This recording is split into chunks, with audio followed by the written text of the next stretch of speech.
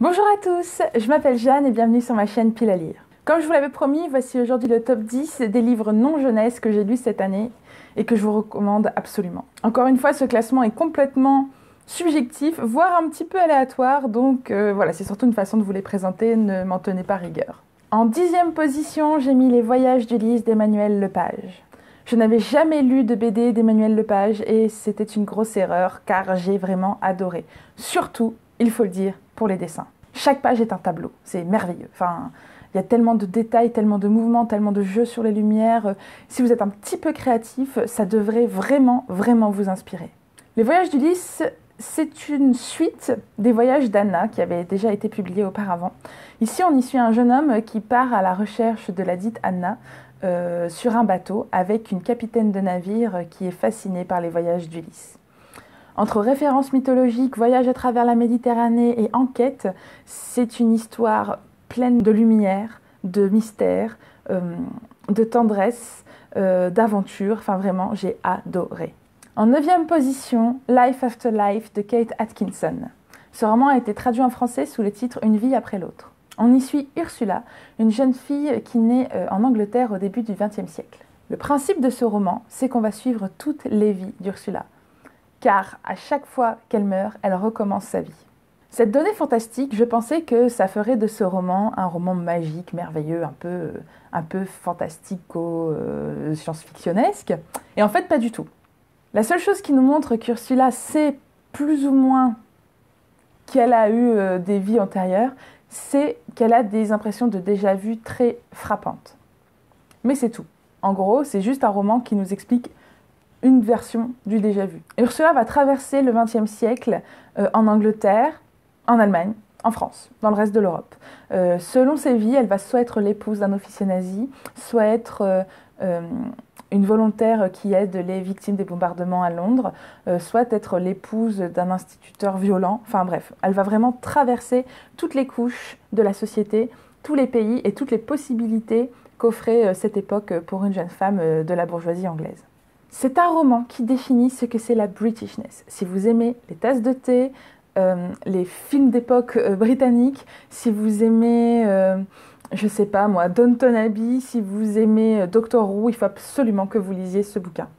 C'est un roman sur l'essence de ce qu'est être britannique, et j'ai trouvé ça merveilleux. En 8e position, j'ai mis ex aequo 2 bandes dessinées que j'ai lues en même temps et que j'ai adorées. La première, c'est Perséphone de Loïc Locatelli-Komsky, j'espère que je prononce bien.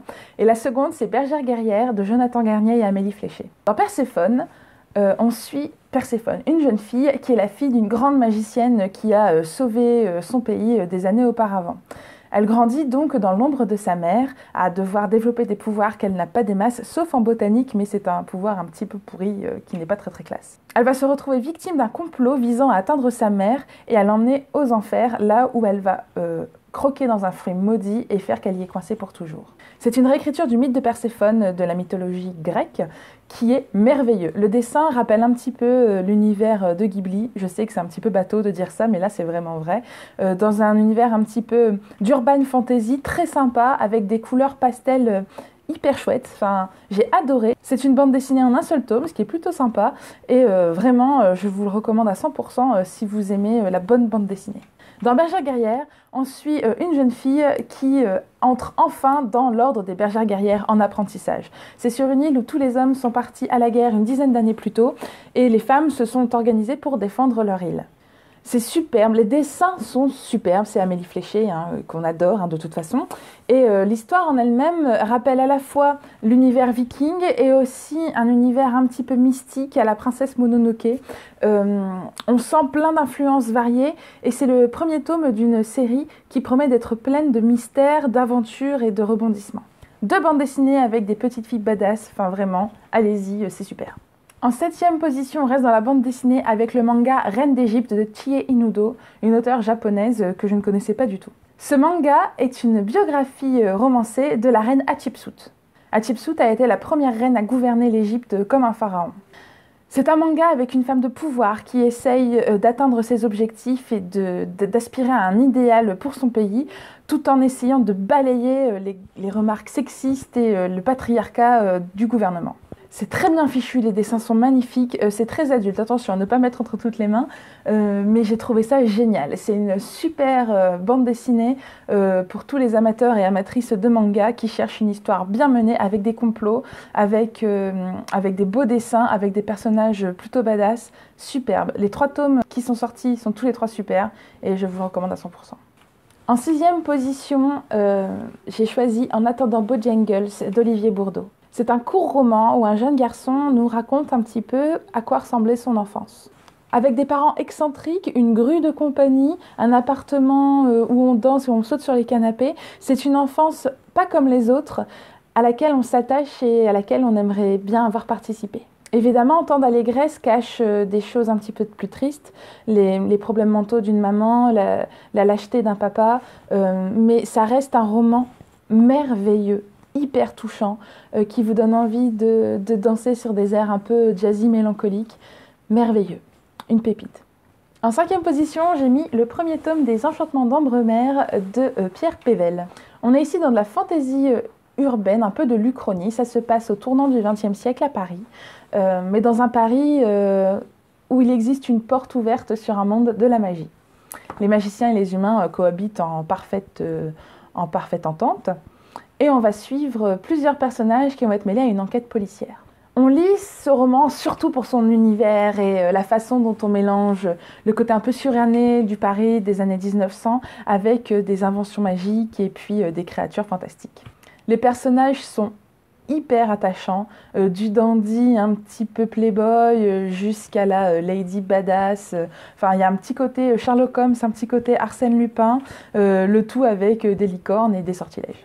C'est superbe, ça se lit tout seul, ça m'a un peu réconcilié avec la fantaisie de ces dernières années et je vous le recommande. En 4e position, on retrouve un manga.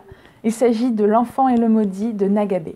Si vous aimez les histoires de fantômes qui font frissonner mais qui ne font pas peur, si vous aimez les fables d'autrefois, si vous aimez l'ambiance forêt profonde et bruit étrange, vous allez adorer.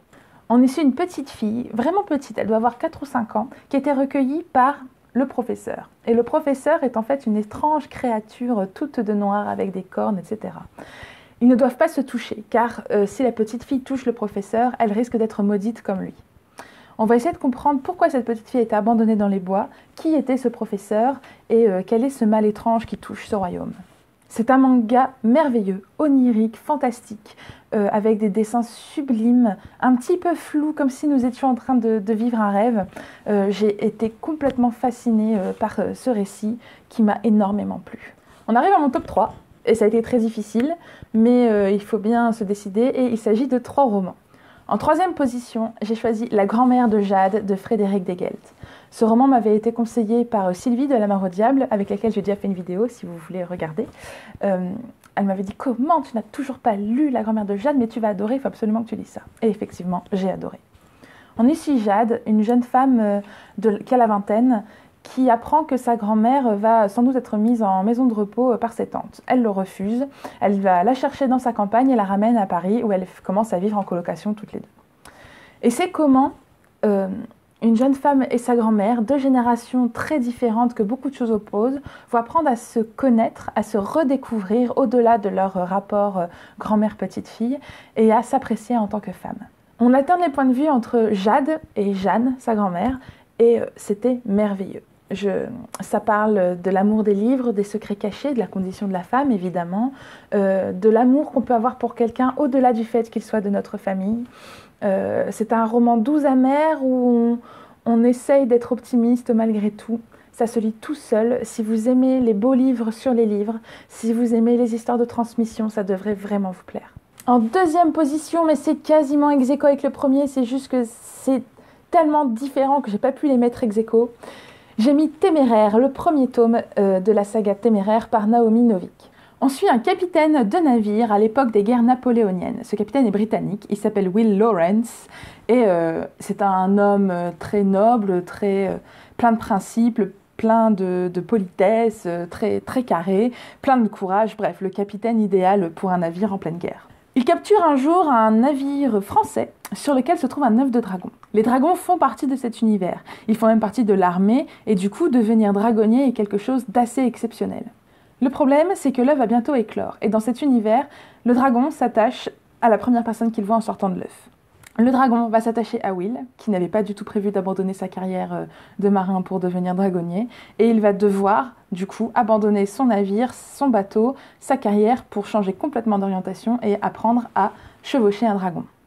Cela faisait très longtemps que je n'avais pas été autant absorbée par un roman de fantasy. Ce premier tome suit le schéma assez classique de l'entraînement du héros qui découvre en lui des ressources inespérées et qui s'apprête à faire part à une grande guerre, une grande bataille. Mais le décorum autour, avec cette Angleterre du 19e siècle, avec ce côté très carré de l'armée britannique, avec cette menace des gros dragons napoléoniens, j'ai trouvé ça génial. Il y a 8 ou 9 tomes de sortie et je suis persuadée que je vais dévorer le reste de la série en 2018. Si vous cherchez à vous remettre à la fantasy ou à découvrir quelque chose de sympa mettant en scène des dragons ou même quelque chose de relativement historique, vous pouvez plonger là-dedans, c'est vraiment super.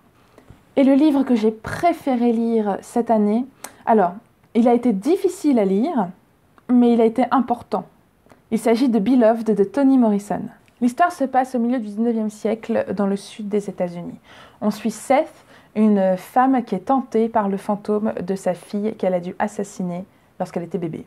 Ce roman parle de l'esclavage, du début de la fin de l'esclavage, de la façon dont on déshumanise les hommes pour en faire des bêtes, de la façon dont on persuade des gens qui ne valent pas plus qu'un sac de farine, de la façon dont on dépossède des mères de leurs enfants, de la façon dont on doit acquérir sa liberté, quitte à en payer un prix énorme.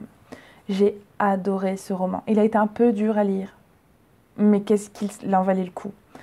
C'est un roman poignant qui vous accompagne pour tout le reste de votre vie. Et tout comme Seth est hanté par le fantôme de sa fille, vous allez être hanté par ce bouquin toute votre vie. Il m'a appris beaucoup de choses sur cette période sombre de notre histoire.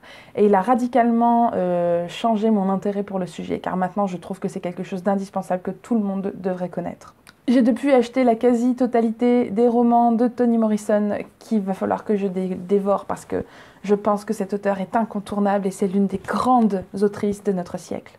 En tous les cas, c'est le roman qui m'a le plus marqué cette année et j'espère qu'il vous plaira autant qu'il m'a plu. Et voilà, c'est terminé pour mon top 10 des livres non jeunesse que j'ai lus cette année et que j'ai adoré.